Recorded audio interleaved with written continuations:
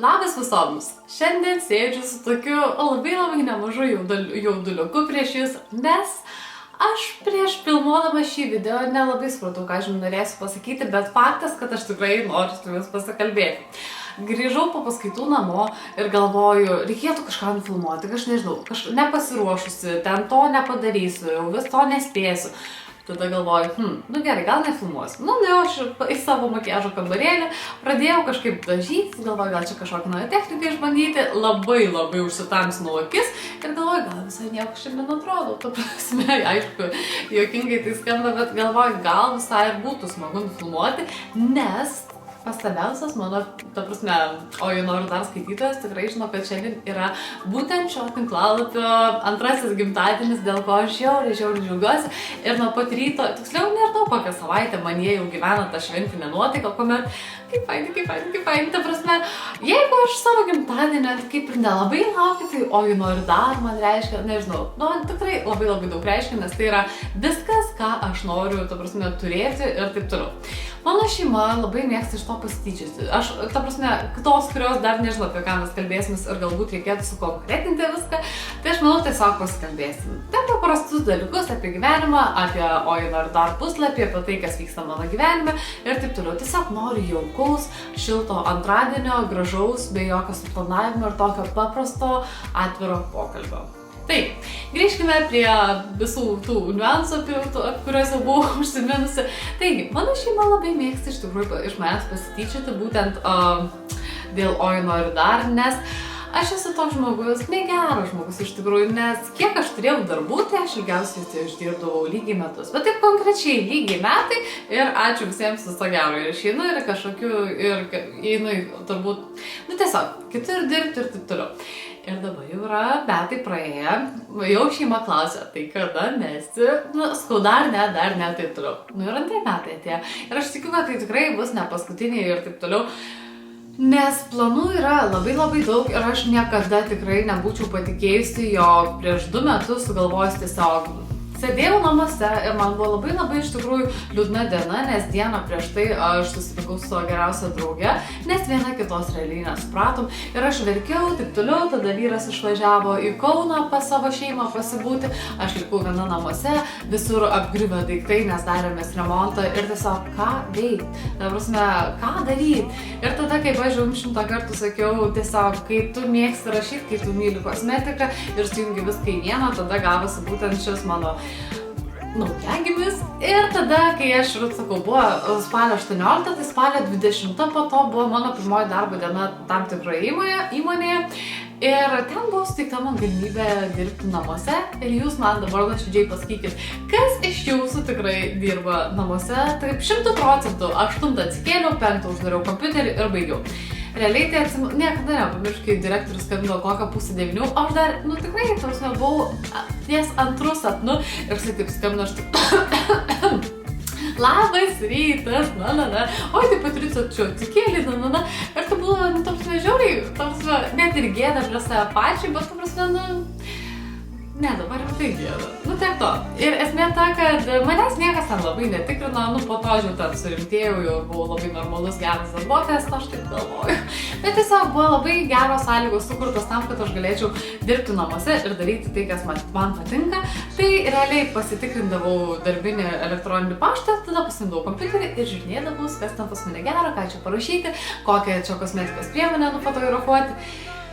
Dabar žvelgiant į tas prieš 2 metus, Jėzau, kaip šiandien sunkiai sekasi, ir į tas prieš 2 metus darytas nuotraukas, tai ten yra tikrai kažkas įspūdingo ir, žmonės dažnai manęs klausia, kada tu pradėjai ten dirbti. Realiai sakau, tai visai, kad jo prieš 2 metus, ten taip toliau, bet kada aš savo prieš save jaučiuosi tokia, kokia aš, ta prasme, sakyčiau, kad aš gerai dirbu ir man patinka, kaip aš dirbu, tai yra, sakyčiau, tikrai apie metai.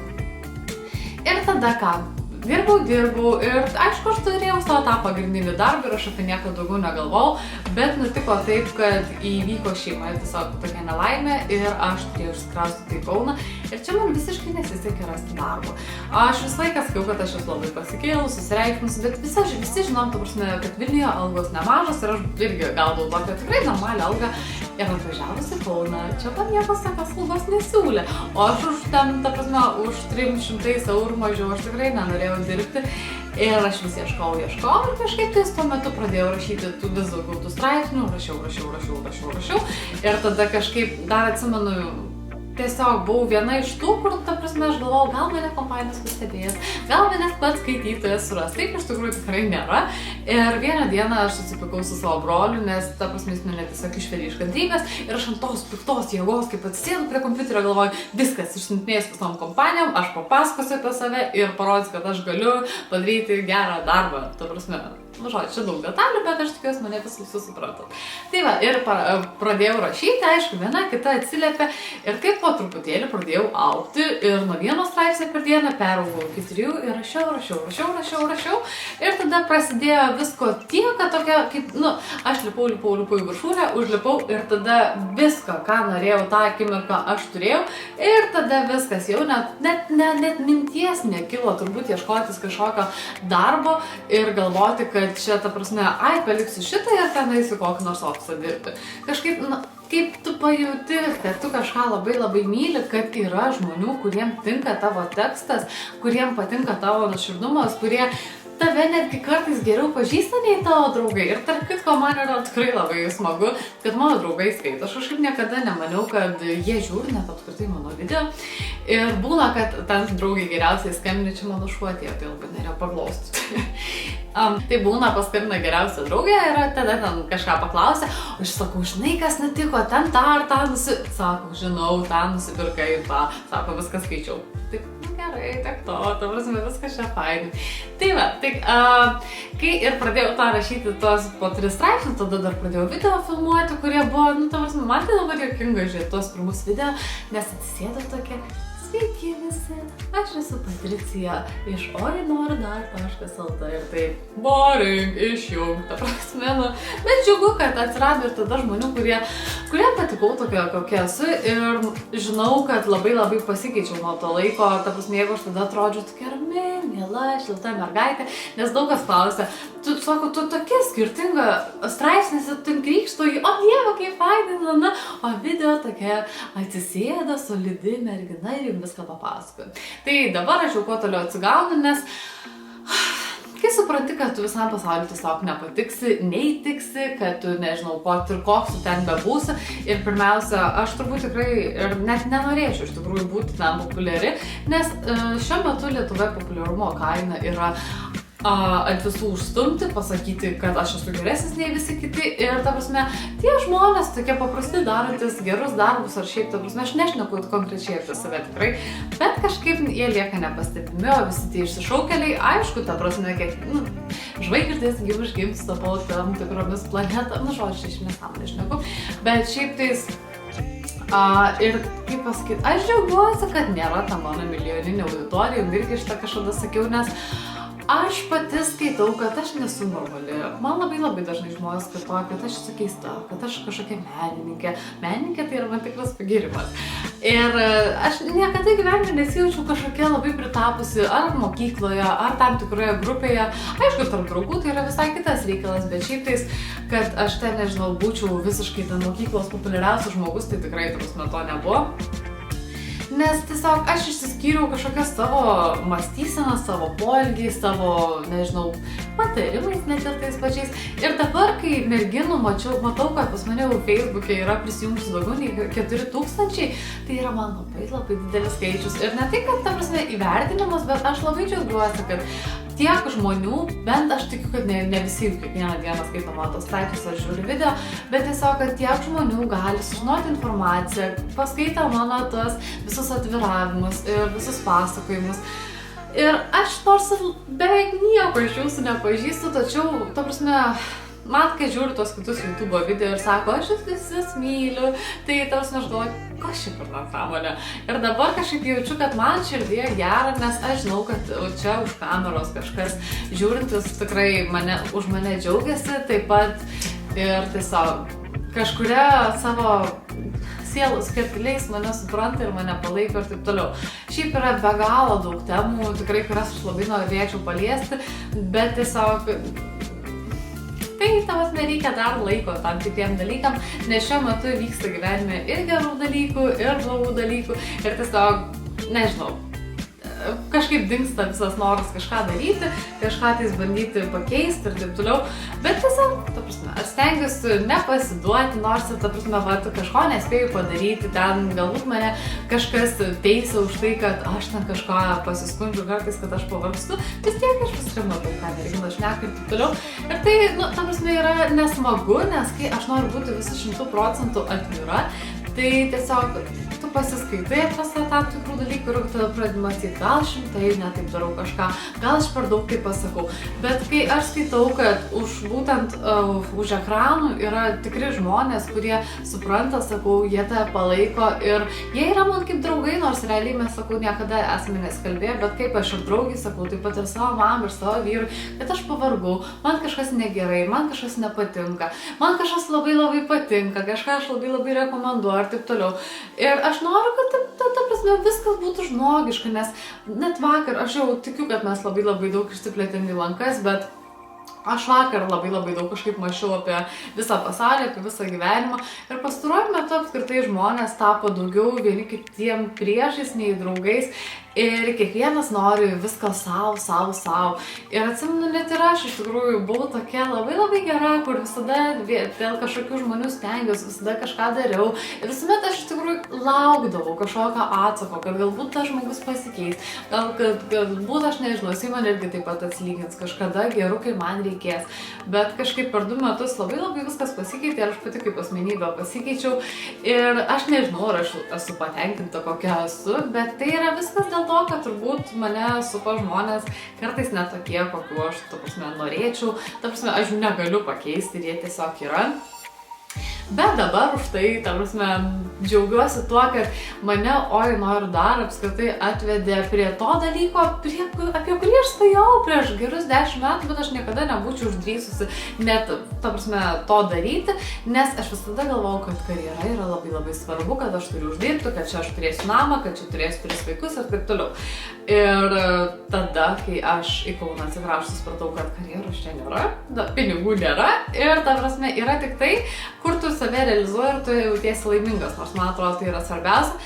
Ir po metų laukimo aš labai džiaugiuosi savo, kaip pasakyti, drąsa ir pačiu pasirinkimu stoti mokytis, nes aš sakau, visai, kad galvojau, kad tikrai yra svarbiausia uždirbti pinigus, o dabar aš tiesiog galvoju, kad geriau aš uždirbsiu mažiau, bet uždirbsiu išnaudodama tą laiką, kurio metu aš tikrai jausiuosi laiminga. Ir dabar šiaip aš labai noriu jums parodyti, dėl to aš vis tai pasakau.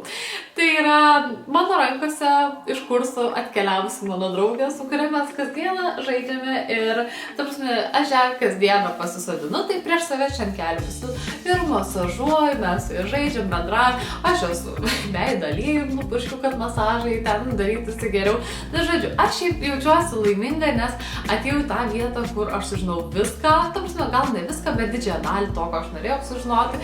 Ir jeigu, kaip pasakyti, aš darau tai ir stengiuosi vaikščioti tuos seminarus ir visą kitą vien dėl to, kad aš turėčiau pakankamai žinių, kad ne tai, kad atsisėčiau ir va, čia, pavyzdžiui, aš turiu veidrodį visai, kad visas pasiemus tokį ir va, čia aš tą paletį, va, čia ir fain, man labai patiko, dabar visus pirkime. Tai nėra rekomendacija, tai nėra niekas panašaus, aš noriu įsigilinti, noriu sužinoti, noriu suprasti, kodėl reikia pirkti tą produktą ir kodėl žymiai galiu rekomenduoti. Tai todėl aš dabar studijuoju kosmetologiją su visažu ir tai yra tikrai labai fainai. Ir kiekvieną dieną aš su mielu noru atsisėdu ir dar, ta prasme, mokausi, skaitau ir taip toliau. Ir dėl to turbūt manęs kartais nėra tiek daug, kiek aš norėčiau, kad manęs būtų internete. Ir dėl to kartais neišeina ir video suplanuoti. Ir, ta prasme, aš turiu žiauriai daug ką papasakoti, aš noriu žvelgti ir ingredientus ir visus kitus dalykus. Bet tam reikia pasiruošimo, tikrai nemažai. Ir tiesiog norisi kartais pabūti savimi, pasikalbėti, aptarti tam tikrus dalykus, kurių aš neaptariu dažniausiai visame savaitės bėgyje ir taip toliau. Ir ką noriu pasakyti.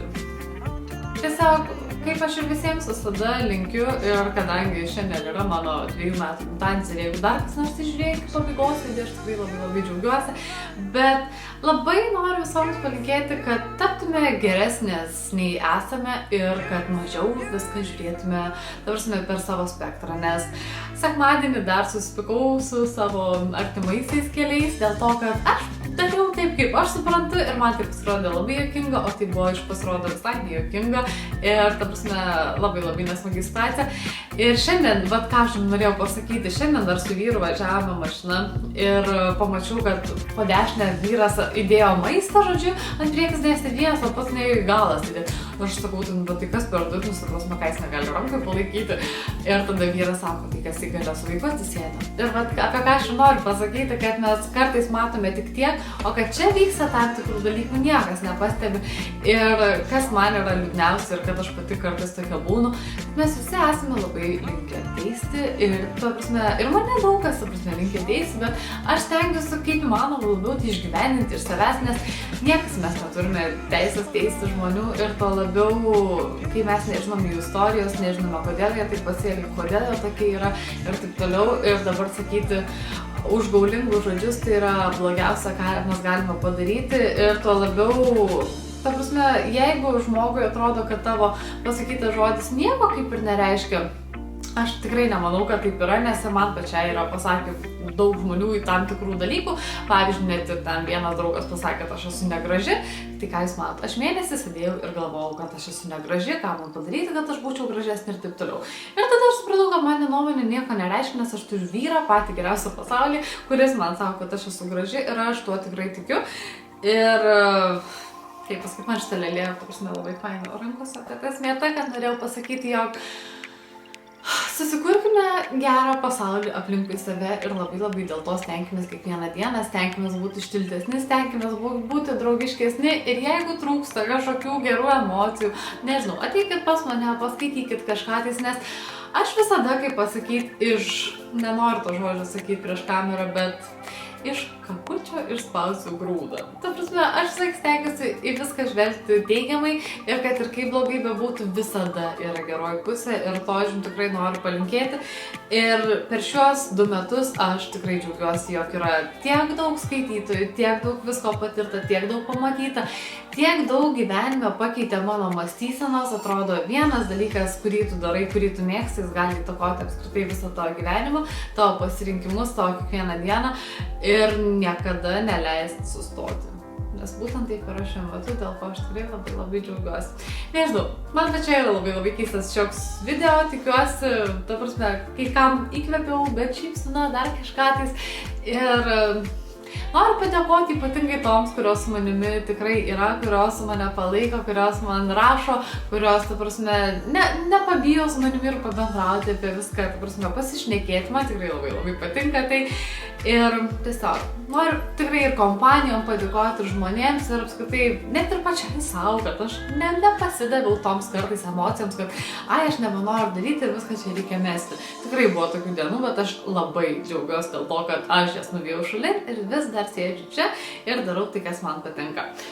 Tai va, viskas, aš manau, šiandien tiek užteks, laukia, žinau, ateinančias dienas labai dar daug visokių filmavimų ir tikiuosi, jog nepasikartos mano tokie video, kai atsisėdi ir tiesiog nori pasipasakoti, bet nesi net sukūrus plano kažkokio tais, bet tiesiog noriu patvirauti ir pasišnekėti. Tai manau, tiek bus šiam kartui ir labai greitai susimatysim, nežinau, kad atkeliauja Essence ir Katris naujienas ir taip pat žinau, kad man kažkada išsiųs to beauty dėžutės tas grožio, tai irgi labai laukiu ir nekantrauju jas atsidaryti prieš jūs. Tai va, tai ką, dėkoju visams už dėmesį ir sakau iki pasimatymo kitą kartą, o savo geros šiandieninės šventės. Iki!